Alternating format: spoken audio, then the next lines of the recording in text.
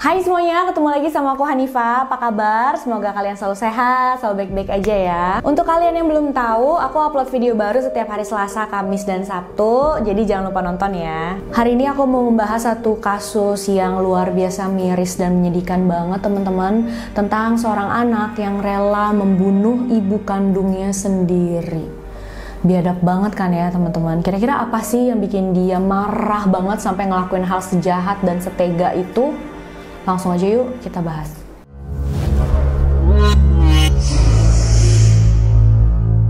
Kasus yang aku mau ceritain hari ini terjadi pada tahun 2003, jadi belum begitu lama ya teman-teman, di sebuah kota bernama Nashua di Amerika Serikat. Foto yang kalian lihat sekarang ini adalah Nicole Kazinskas. Dia lahir pada tahun 1987, orang tuanya bernama Anthony Kazinskas dan Jean Dominico. Dia punya satu adik lelaki bernama Charlie, umurnya cuma 1 tahun lebih muda dari dia. Mereka seperti keluarga normal pada umumnya aja teman-teman, tapi pada tahun 99 saat Nicole berumur hampir 12 tahun, orang tuanya tuh bercerai. Ayahnya pergi begitu aja, mereka hampir sudah tidak berkomunikasi lagi dengan ayahnya sama sekali. Jadi Nicole dan adiknya tinggal bersama sang ibu. Jean, sang ibu, pastinya jadi lebih banyak menghabiskan waktu untuk bekerja. Nicole dan adiknya tuh jadi kurang diperhatiin teman-teman. Karena memang kan sekarang cuma sang ibu aja ya yang mencari nafkah untuk biaya hidup mereka bertiga. Walaupun Jean sangat-sangat berusaha keras untuk bisa mengurus kedua anaknya sebaik mungkin. Pagi-pagi sebelum berangkat kerja, dia siapin semua sarapan buat anaknya, peralatan sekolah mereka, segala macam. Dan kalau dia udah pulang kerja, dia langsung cepat-cepat pulang ke rumah supaya bisa ngobrol, ketemu sama anaknya sebelum anaknya itu tidur. Jadi memang dia berusaha banget ya untuk bisa menjadi ibu yang baik. Dia berusaha banget untuk bisa mencari nafkah untuk kedua anaknya, juga tetap bisa memperhatikan kedua anaknya. Tapi tetap aja ya, namanya orang bekerja dari pagi sampai malam, pasti Nicole dan adiknya itu banyak waktu sendirian gitu, banyak waktu-waktu mereka kesepian. Lalu 1 tahun kemudian ibunya menjalin hubungan asmara dengan salah satu rekan kerjanya yang bernama Chris McGowan. Hubungan mereka semakin serius, ibunya sampai membawa Chris ini ke rumah, dikenalin sama Nicole dan adiknya Charlie. Chris juga beberapa kali nginep di sana, tapi nggak sering sih teman-teman, karena memang kan rumah mereka tuh bukan rumah yang besar banget. Jadi menurut Chris agak sedikit kepadatan gitu kalau misalkan dia sering-sering nginap di sana. Nicole itu anak yang sangat-sangat pintar, prestasinya luar biasa di sekolah, selalu dapat nilai A dalam semua mata pelajaran, dan dia juga nggak pernah melanggar peraturan sekolah. Pokoknya anak baik-baik banget dan ibunya tuh bangga banget sama dia. Tapi sayangnya dia agak susah bersosialisasi dengan teman-temannya di sekolah. Dia sering jadi korban bully, dia dikatain kutu buku lah, dikatain ini itu. Bahkan suatu hari nih teman-teman, Nicole ini celananya dipelorotin sama beberapa temen ceweknya. Dan kebetulan hari itu Nicole nggak pakai celana dalam. Aduh, kalian bisa bayangin ya, malunya kayak apa Nicole hari itu.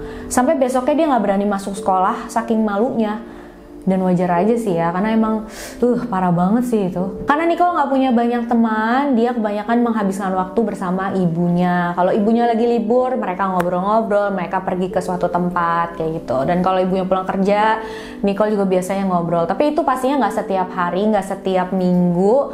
Tetap aja ya, masih kurang gitu loh. Karena memang ibunya kan harus bekerja seperti yang aku bilang tadi. Dan kita nggak bisa salahin ibunya juga ya teman-teman, karena memang itu harus dilakuin. Kalau nggak mereka mau makan apa gitu kan, emang ibunya harus bekerja keras menafkahi mereka. Jadi ya memang situasi yang sulit sih. Di saat Nicole merasa sangat kesepian ini, datanglah seorang pria ke dalam hidupnya. Dia bertemu dengan seorang remaja pria bernama Billy Sullivan. Saat itu Nicole berumur 15 tahun, sedangkan Billy sudah berumur 18 tahun. Mereka kenal dari dunia maya. Awalnya mereka sering chat-chatan, teleponan, kayak gitu aja, nggak pernah ketemu. Tapi lama-lama, namanya juga remaja ya teman-teman, akhirnya mereka penasaran, yuk kita ketemu yuk. Akhirnya mereka ketemuan lah. Dan Nicole itu nggak pernah pacaran sebelumnya, dia nggak pernah deket sama cowok lain sebelum dengan Billy. Jadi pas dia ketemu Billy, dia dapat semua perhatian dari Billy. Billy selalu bilang sama dia, aduh kamu cantik banget, betapa berartinya Nicole untuk Billy lah, segala macem. Pokoknya digombalin gitu ya teman-teman. si Nicole ini seneng banget, dia ngerasa ada yang perhatian akhirnya sama dia ngerasa ada yang peduli, dia ngerasa punya teman untuk berbagi gitu loh. Apalagi saat itu Nicole kan memang sedang terpuruk, dia lagi merasa kesepian, dia lagi merasa membutuhkan seseorang yang bisa mendampingi dan menemani dia terus. Ya sasaran yang empuk banget lah buat orang seperti Billy ini. Sedikit background tentang Billy Sullivan ini teman-teman. Jadi Billy ini punya beberapa gangguan mental, dia sering keluar masuk rumah sakit jiwa, dan walaupun saat itu dia sudah keluar dari rumah sakit jiwa, tapi dia masih tetap harus mengkonsumsi beberapa obat penenang dan obat kejiwaan. Tapi sayangnya Billy ini nggak patuh gitu ya, dia cuma mengkonsumsi obat-obatan itu beberapa lama aja, dan saat dia berhubungan dengan Nicole, dia udah nggak mengkonsumsi obat-obatan itu. Jadi pastinya kondisi mentalnya saat itu sedang sangat tidak stabil. Dan menurut pendapat salah satu psikiater, saat itu Billy itu seperti bom waktu gitu loh teman-teman. Jadi kalau ketemu pemicunya satu aja gitu ya, yang bikin amarahnya timbul, ya udah bakal keluar semua amarahnya dan dia pastinya bisa melakukan hal yang sangat mengerikan. Billy Sullivan tinggal di Connecticut, sekitar 2 jam perjalanan menggunakan mobil dari Nashua, tempat Nicole tinggal. Dan Billy di Connecticut itu tinggal bersama ibunya dan keempat adik perempuannya. Sedangkan ayahnya tuh udah pergi. Aku nggak tahu meninggal atau pergi ninggalin mereka gitu ya, karena nggak ada infonya, tapi ayahnya udah nggak ada lah sama mereka. Nah pertama kali Nicole dan Billy bertemu itu di Connecticut teman-teman. Jadi Nicole yang samperin Billy, Nicole itu ditemenin sama ibunya ke sana, naik mobil, ibunya nyetirin Nicole, karena emang ibunya nggak berpikir macam-macam ya saat itu. Dia mikir, oh anaknya udah berumur 15 tahun, lagi kasmaran, ya mungkin ini cinta monyet aja lah gitu, makanya ya udah aku anterin yuk, kata ibunya kan. Dianterin lah sama ibunya ke sana untuk ketemuan sama Billy. Ibunya awalnya dukung aja, tapi memang ibunya sedikit khawatir karena Billy ini kan umurnya sudah 3 tahun lebih tua ya daripada Nicole. Setelah bertemu dengan Billy untuk pertama kalinya tadi, Nicole tuh langsung merasa yakin, katanya Billy itu adalah orang yang tepat buat dia, pria yang tepat buat dia dan akan menemani dia seumur hidupnya gitu. Dan dia udah cinta banget lah gitu ya sama Billy ini. Pada tahun 2003 mereka sudah menjalin hubungan lebih dari 1 tahun, tapi mereka nggak sering banget ya ketemuan karena kan lumayan jauh, 2 jam perjalanan, masih remaja gitu kan, nggak bisa bolak-balik. Jadi cuma 4 atau 5 kali aja lah dalam 1 tahun itu mereka bertemu. Kadang Billy yang datang ke Nashua, kadang Nicole yang samperin Billy ke Connecticut. Suatu hari Billy sempat diundang untuk menghabiskan akhir pekan di rumahnya Nicole. Dan itu pertama kalinya ibunya Nicole, si Jane, melihat bagaimana sikapnya Billy ini yang sebenarnya. Dia tuh nggak sopan banget dan juga emosian. Mereka makan malam bersama nih teman-teman. Nah terus si Billy ini cerita sama ibunya Nicole, iya aku kerja di McDonald jadi manajer di sana, dan aku juga tulang punggung keluarga, aku membiayai ibuku dan keempat adik perempuanku, katanya. Nah ada satu momen pada saat makan malam itu, jadi Jane bilang seperti ini ke Billy, ayo makan, aku senang bisa nyediain makanan seperti ini buat kamu, pasti kamu di rumah nggak sering ya disediain makanan seperti ini, kata ibunya Nicole seperti itu ke Billy. Dan mendengar ini, Billy merasa kalau hal itu adalah sindiran keras buat ibunya.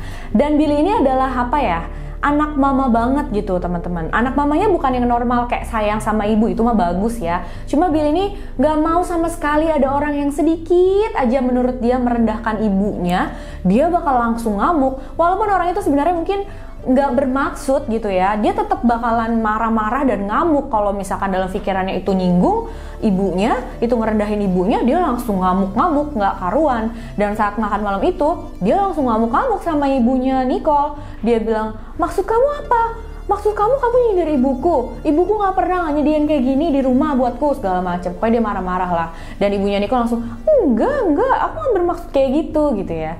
Dan akhirnya nggak lama setelah itu si Billy ini pulang dari rumahnya Nicole. Setelah kejadian ini, Nicole bukannya berpikir kenapa sih kok dia aneh, cuma gara-gara kayak gitu aja marahnya sampai segitunya banget. Tapi Nicole justru jadi kesel sama ibunya. Dia justru ngebelain Billy. Dia merasa ibunya tuh sudah menyinggung Billy juga gitu. Dia bilang sama ibunya, kenapa sih ibu ngomong kayak gitu? Itu tuh nyinggung banget, tau nggak? Itu tuh nggak pantas diomongin, tau nggak sih gitu loh. Setelah itu Billy semakin parah ya teman-teman, ngajakin Nicole teleponan sampai larut malam. Padahal itu hari sekolah, besoknya Nicole harus bangun pagi berangkat sekolah gitu ya. Pastinya sang ibu Nicole, kamu jangan teleponan sampai malam gitu, besok kan harus sekolah. Udah deh, jangan telepon. Teleponnya diambil sama ibunya. Terus ibunya juga, udah mendingan kamu gak usah berhubungan dulu deh untuk sementara sama si Billy itu. Ibu takut dia membawa pengaruh buruk untuk kamu gitu ya. Tapi Nicole namanya remaja yang lagi kasmaran, dia gak bisa berpikir jernih.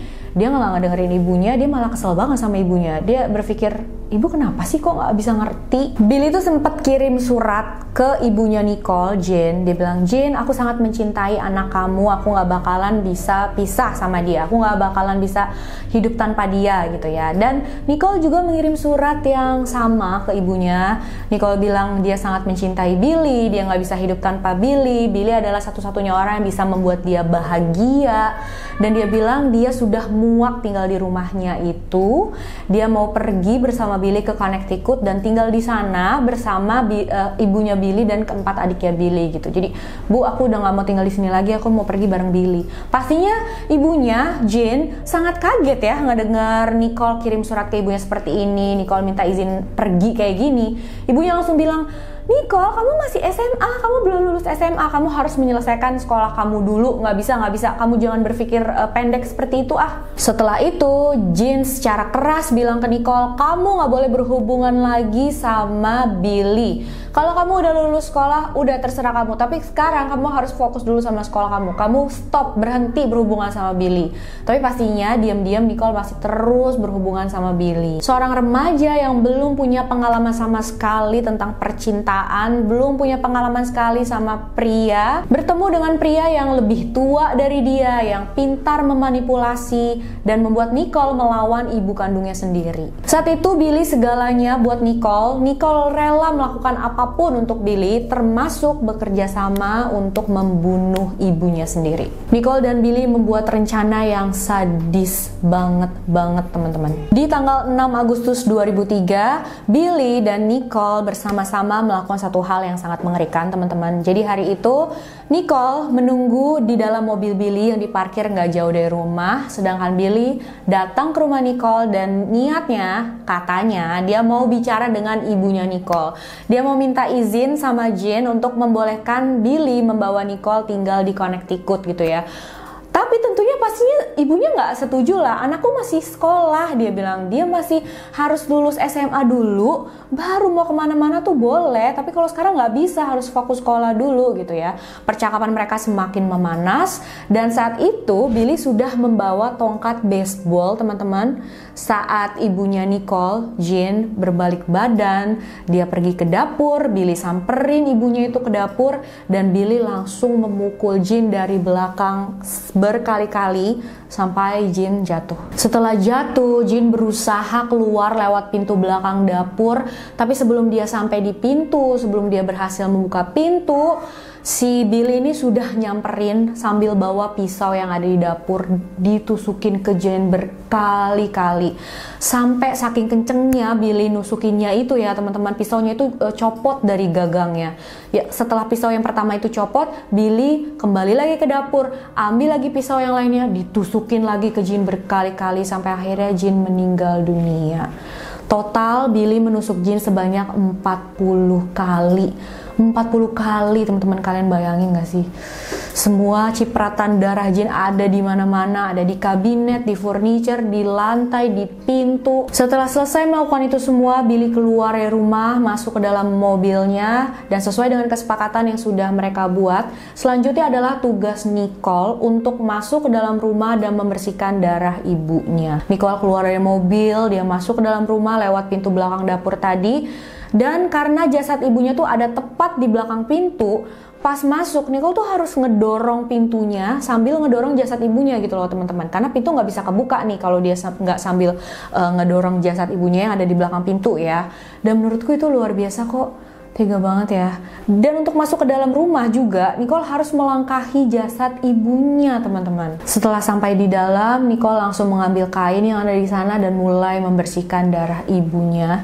Setelah selesai, dia keluar rumah dan pergi bersama Billy. Nah malam itu pacarnya Jin yang bernama Chris tadi, dia telepon si Jin berkali-kali tapi nggak ada jawaban. Akhirnya dia menghubungi Nicole terus tanya, Nicole kamu tahu nggak ibu kamu lagi di mana gitu? Kok aku telepon nggak diangkat-angkat ya? Kamu lagi sama dia nggak sekarang? Dan Nicole bilang, enggak, aku nggak lagi sama dia, aku nggak tahu ibu di mana. Aku sekarang lagi sama Billy katanya. Karena khawatir, Chris akhirnya langsung datang ke rumah dan saat dia datang pintu nggak dikunci, dia langsung masuk ke dalam dan menemukan Jin dalam keadaan sudah meninggal dunia. Dia pun langsung menelpon 911, polisi dan ambulans segera datang ke tempat kejadian. Investigasi dilakukan, polisi mulai menginterview beberapa orang terdekatnya Jin. Nicole dan Billy dibawa ke kantor polisi, dia diinterview sama polisi. Dan hayalan mereka untuk bisa hidup bebas, berdua, tinggal bareng, segala macam itu nggak pernah jadi kenyataan teman-teman. Karena pada saat diinterogasi oleh polisi, Nicole dan Billy itu awalnya berbohong, mereka mengaku nggak tahu apa-apa. Terus mereka menjelaskan kronologi kejadian hari itu, mereka ngapain aja. Tapi polisi bilang, loh itu pernyataan kamu kok nggak cocok ya sama ini kan gini. Terus dia cari alasan. Terus polisi bisa membantah pernyataan mereka lagi. Mereka cari alasan lagi, begitu berkali-kali sampai akhirnya mereka terpojok, mereka nggak tahu mau cari alasan apa lagi, dan akhirnya mereka berdua mengakui kejahatan yang sudah dilakukan. Dan luar biasa ya pasangan yang kasmaran ini, Billy dengan cepat menyalahkan semuanya itu ke Nicole, dan Nicole juga dengan cepat mau bersaksi melawan Billy. Jadi ya, Nicole didakwa atas pembunuhan tingkat 2, sedangkan Billy didakwa atas pembunuhan tingkat 1. Di persidangan, mereka berdua mengaku bersalah atas semua tuduhan, dan pada tahun 2005, Billy Sullivan dinyatakan bersalah. Dia diberikan hukuman seumur hidup tanpa ada kesempatan untuk bebas bersyarat. Sedangkan Nicole diberikan hukuman 40 tahun penjara dengan kesempatan untuk bisa bebas bersyarat. Hakim dalam kasus ini bilang seperti ini ke Nicole, Billy Sullivan mungkin memang seorang psikopat, tapi satu hal yang paling jelas terlihat dalam kasus ini, pembunuhan pada ibumu tidak akan bisa terjadi tanpa bantuan yang besar dari kamu. Tapi Nicole kemungkinan besar cuma menjalani hukuman selama 35 tahun penjara karena dia diberi keringanan, karena dia berhasil lulus sekolah saat di dalam penjara itu. Jin Domenico adalah orang yang sangat baik teman-teman. Dia disukai oleh orang-orang yang mengenalnya. Dia juga seorang ibu yang cuma ingin melakukan yang terbaik untuk anak-anaknya, cuma ingin masa depan anaknya baik, punya kehidupan yang baik, anak-anaknya bahagia. Dia melakukan semua yang dia bisa, menafkahi dan membesarkan anaknya sendirian gitu ya. Tapi tragis banget, dia harus dibunuh oleh anaknya sendiri. Walaupun Nicole nggak secara langsung gitu ya, tapi aku rasa dia sama bersalahnya ya, karena dia tahu gitu kan pacarnya mau membunuh ibunya dan dia nggak ngelakuin apa-apa untuk mencegah itu. Dia malah membantu. Masyarakat menanam pohon untuk mengenang Jin, bahkan salah satu lapangan bola di sana dinamai dengan nama Jin Domenico. Yang paling miris dalam kisah ini ya menurutku, seorang remaja berumur 15 tahun yang tadinya punya hubungan yang sangat baik dengan sang ibu, dia sangat menyayangi ibunya, sahabat baik ibunya gitu ya, tapi bisa dengan yakin bekerja sama dengan pacarnya untuk membunuh ibunya sendiri cuma karena dapat gombalan gitu dari pria itu. Duh, luar biasa. Ini mah bucin maksimal banget ya teman-teman ya. Aduh ampun. Pada tahun 2018, Nicole mengadakan interview dengan salah satu media. Berikut penggalan interviewnya teman-teman. My name is Nicole Kaczynskis and I'm from Nashua, New Hampshire, and I'm currently 24 years old. I think that my relationship with my mom was good. It was fine. I loved my mom. And that changed.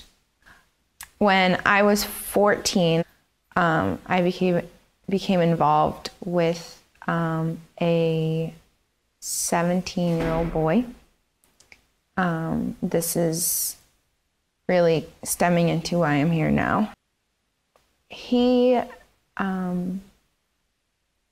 killed my mom, and I was a part of it.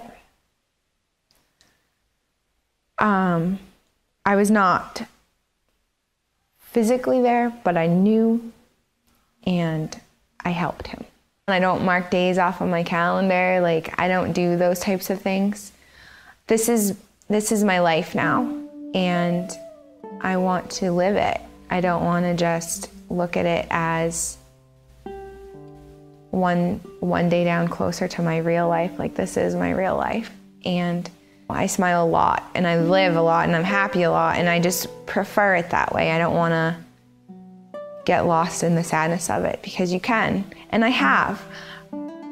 But if I can choose not to, if I can be stronger than that, then I want to. And it makes me feel freer. It makes me feel like I have more control over my life. Oke, itu dia kisah kita untuk kali ini. Jangan lupa ya, keluarga itu adalah yang paling penting.